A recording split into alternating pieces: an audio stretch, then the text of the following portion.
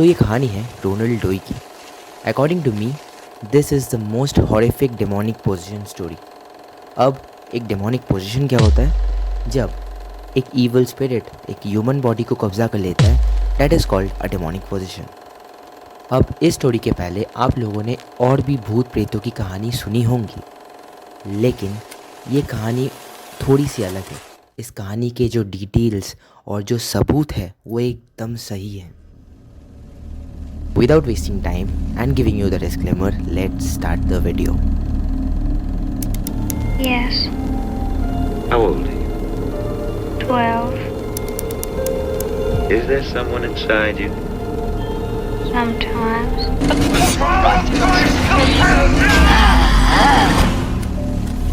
1973 में एक movie release होती है कॉल्ड द एक्सॉर्सिस्ट। जब बहुत से लोग इस मूवी को सिनेमा हॉल्स में देखने जाते हैं, सरप्राइजिंगली वो सिनेमा घरों में बेहोश हो जाते और वॉमिट कर देते हैं, और फिर ये मूवी काफ़ी ज़्यादा कंट्रोवर्शियल भी बन जाती है। और फिर कुछ टाइम बाद ये मूवी को सिनेमा घरों से बैन कर दिया गया फॉर सम वियर्ड रीजंस। कहा जाता है कि इस मूवी में इतने ज़्यादा ब्लडी सीन्स थे कि उस टाइम के ऑडियंस को ये मूवी उतना ज़्यादा सूट नहीं किया। लेकिन आज के टाइम पे अगर आप ये मूवी देखोगे तो आपको ये ओकेश ही लगेगी। अब कहानी स्टार्ट होती है। ज़्यादा है कि एक्सॉर्सिस्ट की स्टोरी एक रियल इंसिडेंट के थ्रू आधारित है, और रियल लाइफ में ये एक लड़के की स्टोरी है, रोनाल्ड डोई की। समय में और थोड़ा पीछे चलते और आते हैं 1943 में। मायालैंड में रोनाल्ड डोई और उनके फैमिली रहते थे। रोनाल्ड अपनी आंट के साथ बहुत ही ज़्यादा क्लोज थे एंड उनका नाम मिली थी। अब इनकी जो ये मिली आंटी थी ये काफ़ी स्पिरिचुअलिस्ट थी और भूत प्रेतों के ऊपर भी बहुत ज़्यादा इंटरफेस करती थी। एंड सरप्राइजिंगली रोनाल्ड भी इन सब चीज़ों में अपना इंटरेस्ट दिखाना स्टार्ट कर चुका था। सैडली एक दिन मिली की डेथ हो जाती है, एंड सैडली इस चीज़ के बाद रोनाल्ड बहुत ज़्यादा डिप्रेस्ड हो जाता है। एंड एक दिन उसने आउजा बोर्ड से अपनी आंट को बुलाने की कोशिश करती है। इस इंसिडेंट के बाद रोनाल्ड के घर में अचानक पानी के बूंदों की आवाज़ आना स्टार्ट हो जाता है। लाख ढूंढने के बाद भी रोनाल्ड के फैमिली मेम्बर्स ये पता नहीं लगा पाए कि ये पानी की बूंदों की आवाज़ आ कहाँ से रही थी। फिर ये पानी की आवाज़ धीरे धीरे स्क्रैचेस और थूकने की आवाज़ में बदल जाती है। पहले तो घर वालों को लगा कि ये कोई चूहे का काम है, बट जब उन्होंने चेक कराया ऐसा कुछ भी नहीं था। देन थिंग्स गेट वर्स्ट जब घर के फर्नीचर्स खुद ब खुद ही मूव कर रहे थे। देन धीरे धीरे घर के जितने भी वर्स्ट एक्टिविटीज़ हो रहे थे वो सब रोनाल्ड के कमरे में शिफ्ट हो जाती है, और अब सारी इंसिडेंट्स रोनाल्ड के कमरे से ही हो रही थी। मिली के मरने के ठीक एक महीने बाद रोनाल्ड के बॉडी में एक मार्किंग अपीयर होता है, लोएस। और फिर रोनाल्ड की फैमिली समझ जाती है कि this is a real big deal, कुछ तो ज़रूर गड़बड़ है।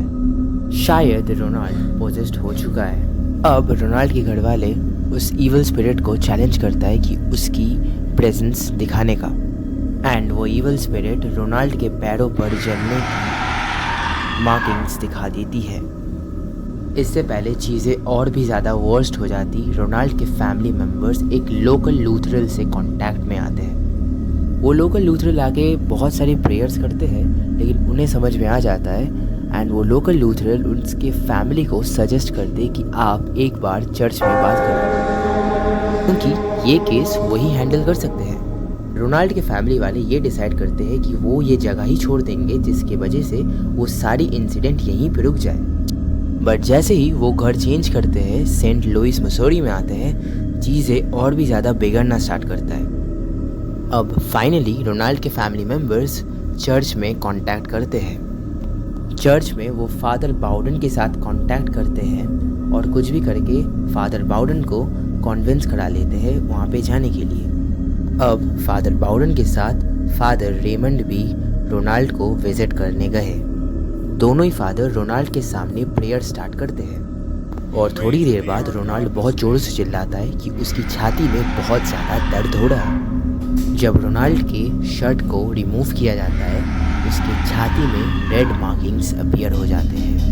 अब इस इंसिडेंट के बाद दोनों ही फादर्स इंटेंस प्रेयर करना स्टार्ट कर देते हैं और प्रेयर रात के 11 बजे से सुबह के 6 बजे तक कंटिन्यू रहते हैं। प्रेयर ख़त्म होने के बाद रोनाल्ड ज़रूर थोड़ा शांत हो जाता है, बट दोनों ही फादर समझ जाते कि this is a real big deal और अभी एक्सॉर्सिज्म करना ही पड़ेगा रोनाल्ड के ऊपर। इसके बाद दोनों ही फादर्स चर्च में परमिशन लेने जाते हैं एंड नेचुरली उन्हें अप्रूवल भी मिल जाता है, लेकिन एक कंडीशन में कि उनके सामने एक्सॉर्सिज्म के थ्रू जो भी चीज़ें होगा उसको फादर बाउडन को एक डायरी में रिकॉर्ड करना पड़ेगा। तो अब जो कुछ भी आप लोग सुनने वाले हो वो खुद फादर बाउडन के द्वारा लिखा गया है। उन्होंने जो कुछ भी एक्सॉर्सिज्म के टाइम पे देखा उन सब 28 डेज़ की एंट्रीज यहाँ पे की गई है। So let's begin.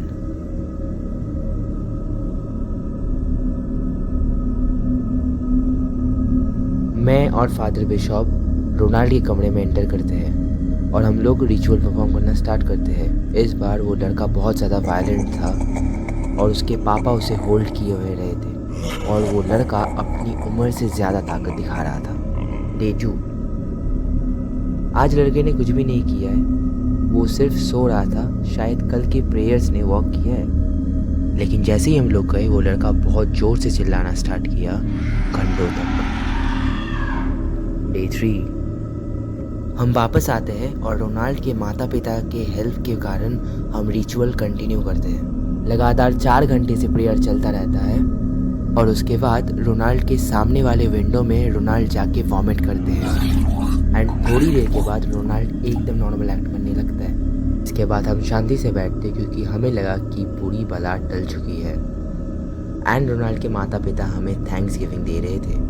फिर हम वहाँ से चले जाते हैं। सो फादर्स को लग रहा था कि वो ईवल स्पिरिट वहाँ से जा चुकी है, लेकिन अकॉर्डिंग टू एक्सॉर्सिज्म बुक कभी कभार ईवल स्पिरिट अपने विक्टिम्स को बीच में छोड़ के चले जाते हैं जस्ट फॉर पीस, ताकि सबको लगे कि वो ठीक हो चुकी है।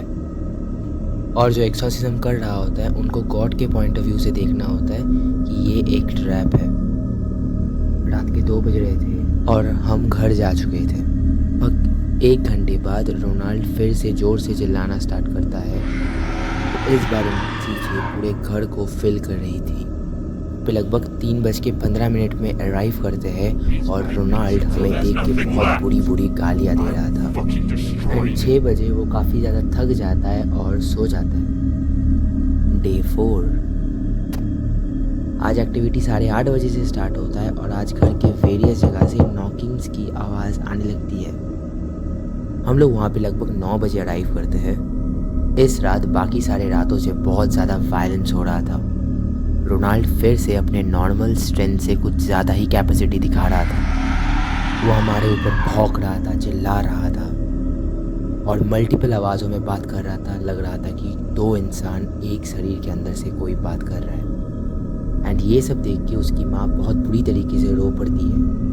इसीलिए मैं सजेस्ट करता हूँ कि रोनाल्ड को यहाँ से कहीं दूर लेके जाना होगा एक्सॉर्सिज्म करने के लिए।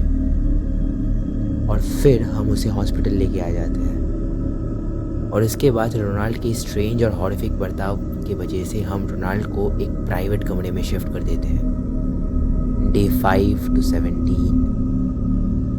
मैं शाम को वापस आता हूँ फादर बिशॉप के साथ और हमारे साथ एक और पर्सन रहते हैं, फादर हेलेरन। फादर हेलेरन एक प्रीस्ट है और उसको लाया गया था ताकि वो रोनाल्ड को थोड़ा उकसा के रखे और उससे बात करे।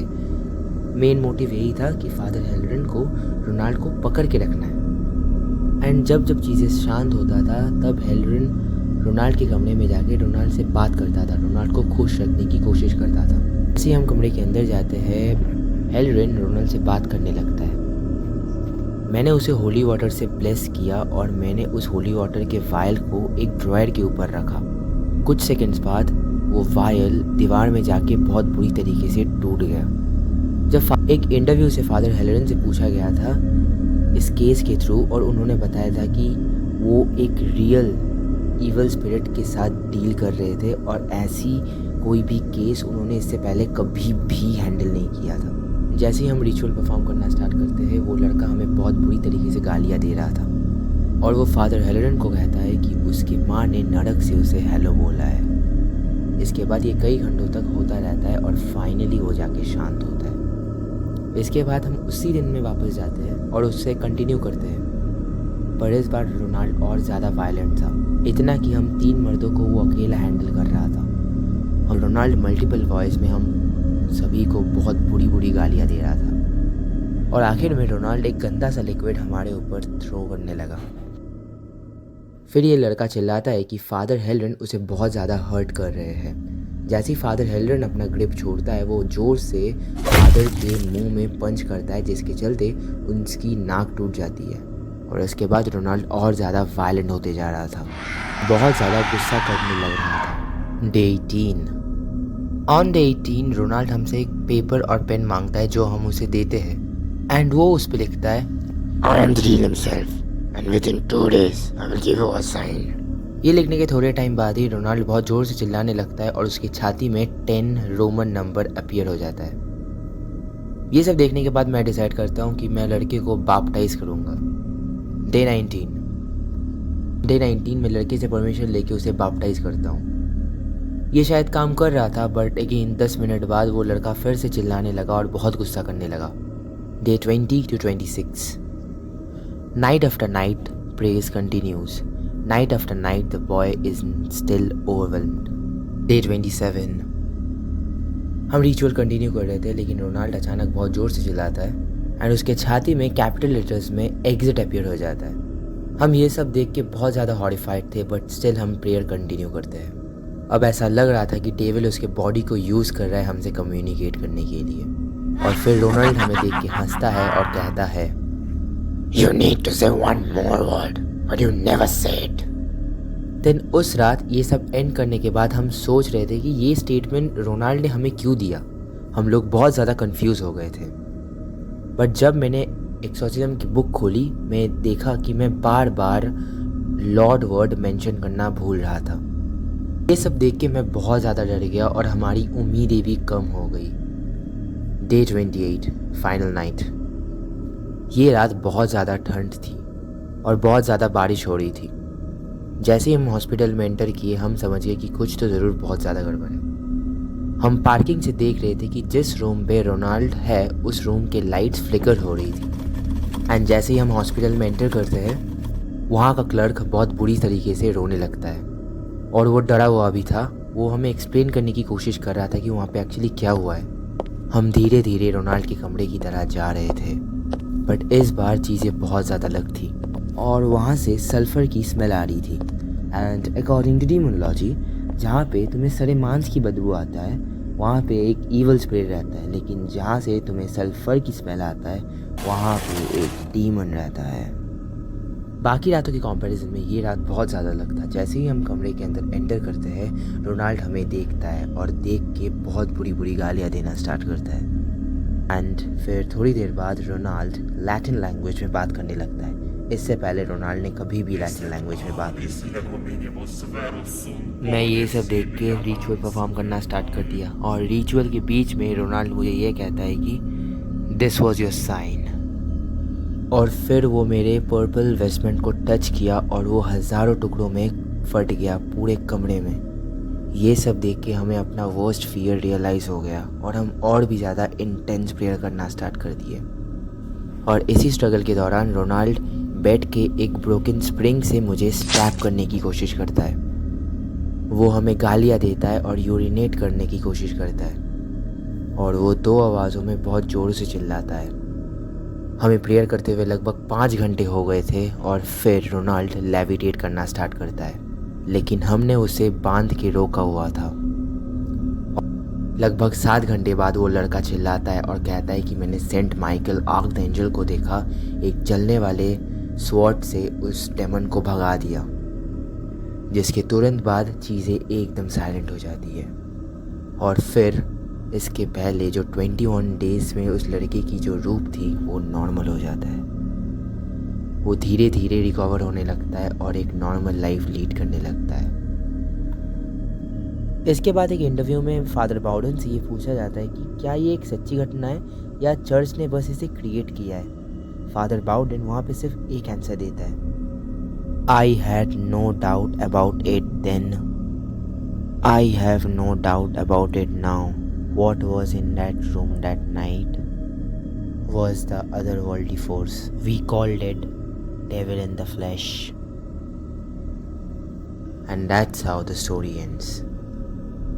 अगर आपको वीडियो पसंद आया है तो मेक श्योर कि आप वीडियो को लाइक कर देना. अगर प्लीज़ आप हो सके तो चैनल को भी सब्सक्राइब कर देना. And also you can follow me on Instagram @Mr. Shubhankar Pal. And please बसल शो को भी सब्सक्राइब करके रख देना. That's it for the video. I hope आप अपना रिव्यू कमेंट सेक्शंस में हमें बताएं. That's it. Take care. Bye.